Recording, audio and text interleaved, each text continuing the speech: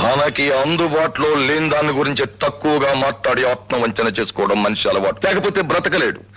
అందమైన భార్య దొరకని వాడు ఆ అందంలో ఏముందిలే, మనస్సు మంచిదైతే చాలు అంటాడు. పాకల్లో ఉండేవాడు మేడల్లో ఏముందిలే, హాయిగా బ్రతికేస్తే చాలు అనుకుంటాడు.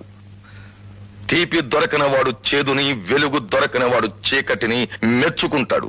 అలాగే నీలాంటి దరిద్రులు డబ్బులు చులకన చేసి మాట్లాడతారు. రామ్మోహన్ రావు గారు, ఏం దరిద్రుడు అన్నానని కోపం వచ్చిందా? అదేం తిట్టు కాదబ్బాయ్, డబ్బు లేని వాడిని పిలిచే ఒక మామూలు పిలుపు.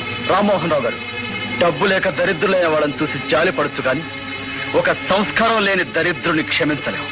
చూడండి, డబ్బు సంపాదించడమే నా ధ్యేయం అయితే 5 సంవత్సరాల్లో 50 లక్షలు సంపాదిస్తాను. పిచ్చివాగుడు కట్టిపెట్టి 5 సంవత్సరాల్లో 50 లక్షలు. హత్యలు చేస్తావా, దోపిడీ చేస్తావా, బ్యాంకులను లూటీ చేస్తావా? అవి చేతగాని వాళ్ళు చేసే పనులు. చట్టబద్ధంగా 50 లక్షలు సంపాదిస్తాను. ఒక తెలివైన వాడు తలుచుకుంటే డబ్బు ఎంత సులువుగా సంపాదించవచ్చో నిరూపించి మీలాంటి డబ్బును వాళ్ళకు గుణపాఠం చెప్తాను. నువ్వంత గొప్పవాడి అయితే నువ్వు చెప్పింది చేసి చూపెట్టగలిగితే నా కూతుర్ని నీకు ఇచ్చి పెళ్లి చేస్తాను.